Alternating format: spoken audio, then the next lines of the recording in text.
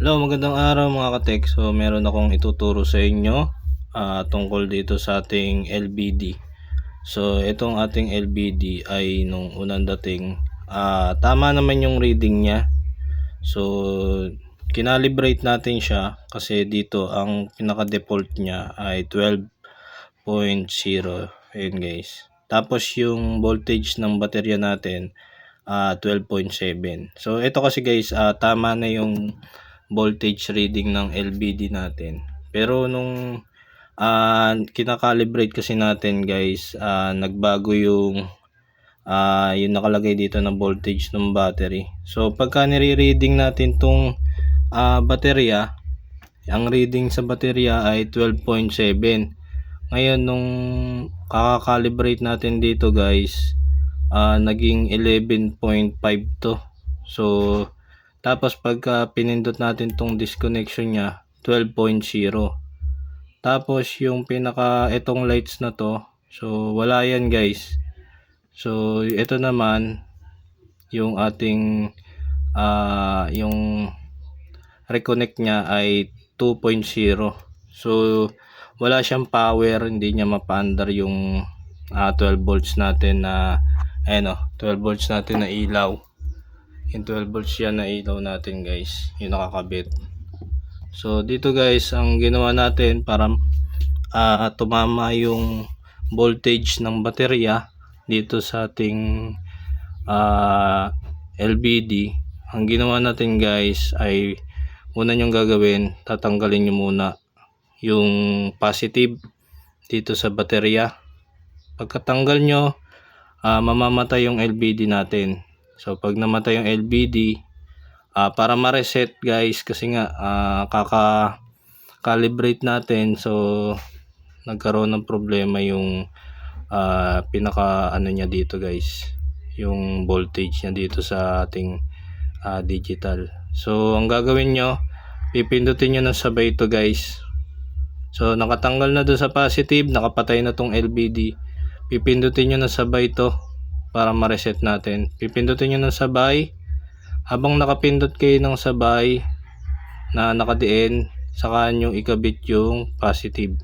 So pagka kabit nyo ng positive, may lalabas dyan na yung 38. So pagka lumabas yon, biglang lalabas na yung tunay na voltage ng baterya dito sa LBD natin. So saka nyo bibitawan yung pagkapindot nyo. Yun na yung pinaka-reset nya guys. Babalik na sa dati yung voltage nya. So ganun lang guys mag-reset, kasi nga pagka kinalibrate natin, so kaka-calibrate, so napunta siya dun sa yung pinaka-default nya kasi nung nakaraan 11. So kung ganun yung sinet yung default nyo, tapos pagka na normal na, nasa 11 na rin siya. So dito kasi guys, 12 yung default, pero bumabalik siya sa 12.7 yung karga ng baterya.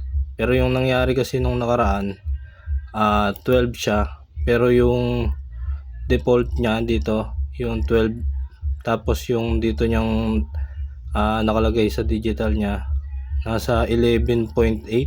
Yun, parang ganun yung reading nito dun sa baterya. So ang ginawa natin, na-reset natin. Ngayon tumama na yung voltage niya. So 12.7 yung reading natin dito sa LBD. Yung reading natin dito sa baterya nasa halos 12.8. So mataas lang siya ng isa. So meron kasing yan eh. So yun, ganun lang guys yung pagka reset ng ating LBD sa mga hindi pa nakakaalam.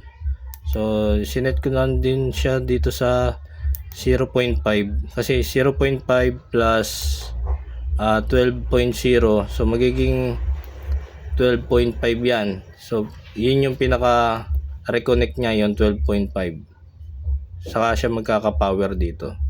So pagka lumabas na dito yung ilaw, umilaw na yan, may power na yan guys. So pagka walang ilaw yan, walang power yung ating 12 volts.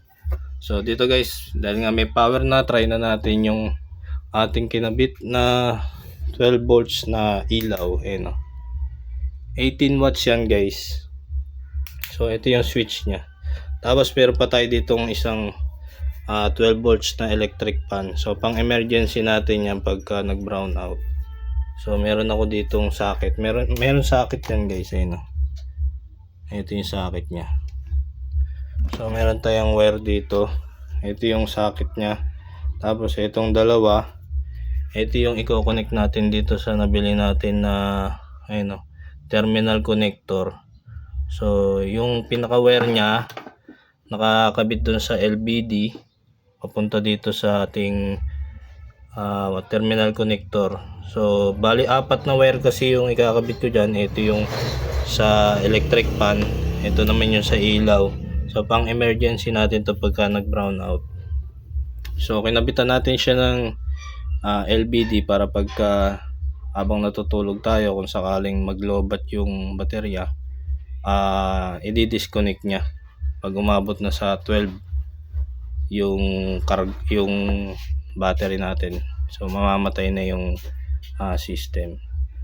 So yun lang guys, sana meron kayo natutunan sa ating konting tutorial kung paano mag-reset at ano yung mga nakakonect sa ating 12 volts.